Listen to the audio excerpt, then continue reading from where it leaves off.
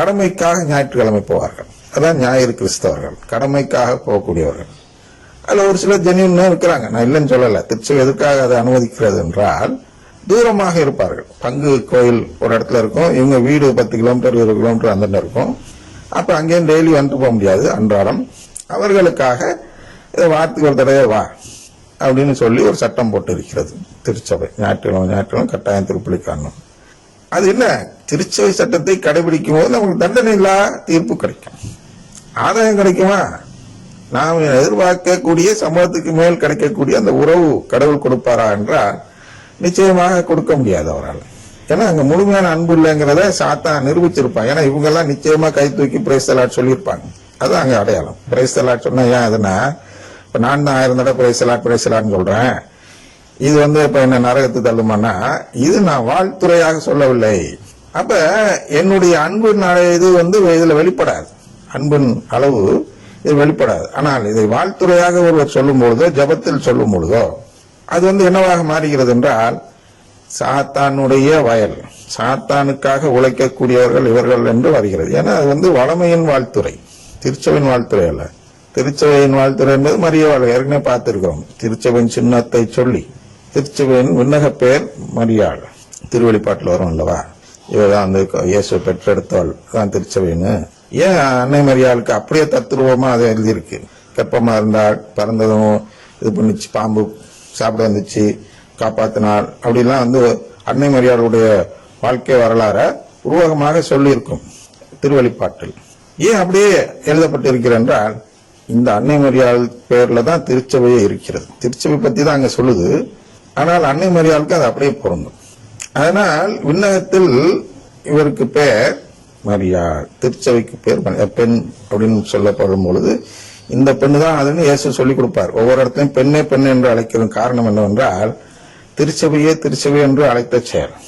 அது மாதிரி திருவெளிப்பாட்டுல பாத்தீங்கன்னா எதிரியின் பேர் என்ன, சிஎஸ்ஐனோ பெந்தகோஸ்தனோ இருக்கு இல்ல, பாபிலோன் இல்லையா. அப்ப அந்த வேசி அதெல்லாம் பல கணவர்கள் அப்படின்னா பல விதமான சபைகள், பல விதமான நம்பிக்கைகள். இங்க திருச்சபையில ஒரே நம்பிக்கை, அங்க பல நம்பிக்கை. அதனால அவர்களை பாபிலோனை வேசி என்று அழைக்கிறார். அதாவது அந்த பெண்ணுக்கு எதிரியை வேசி என்று அழைக்கிறார். இதெல்லாம் பார்க்கிறோம், இதெல்லாம் உருவகங்கள்.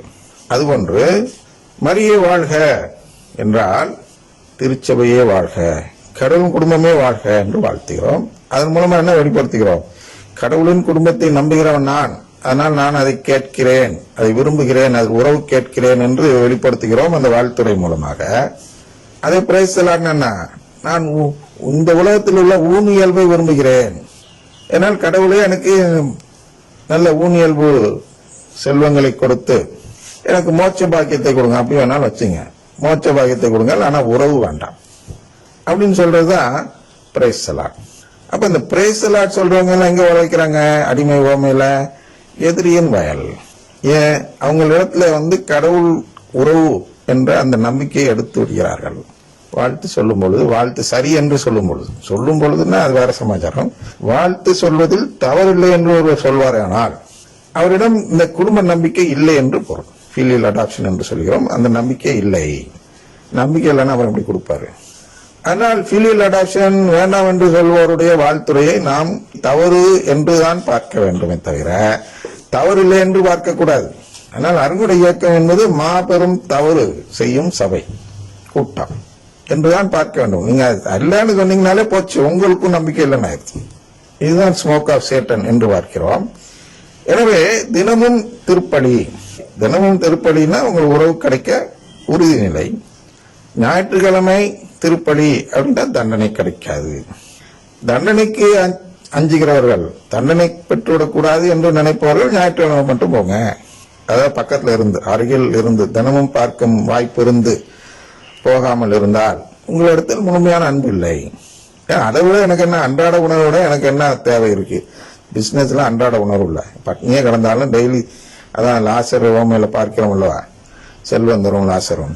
அது போன்று இங்க எவ்வளவோ பேரு பட்னி இருந்துகிட்டு கோயில் வாசல்ல பிச்சை எடுத்துட்டு இருப்பாங்க, கத்தோலிக்கராக இருந்து.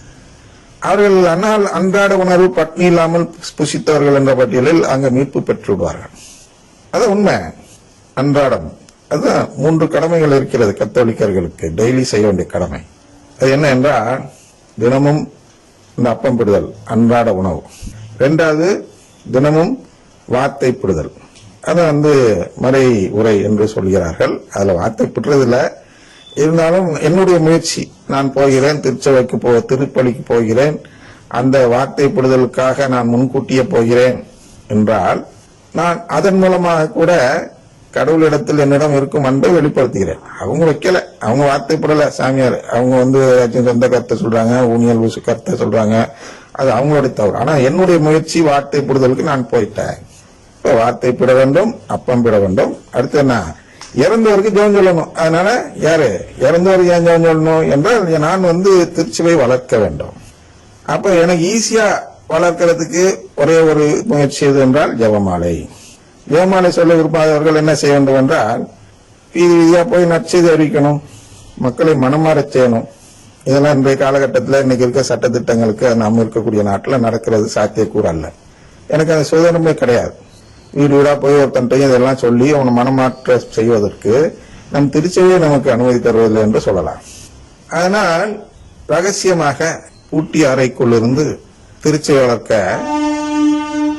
இயேசு சொல்வார் அல்லவா, அந்த மத்திய 6வது அதிகாரத்தில், நீ வீட்டுல போய் ரூமா பூட்டிட்டு உள்ள இருந்து ஜெபித்தாலே கடவுள் பார்ப்பார், அதனால உனக்கு நிலைவாழ் கிடைக்கும் சொல்றாருல, அந்த ஜெபம் இந்த ஜெபமாலை ஜெபம். நான் வீடு வீடா போகாம நான் இருக்கிற இடத்துலயே ஜெபத்தை சொல்லி மக்களை மீட்டு கடவுளுக்காக தருகிறோம். அதுதான் ஜெபமாலை.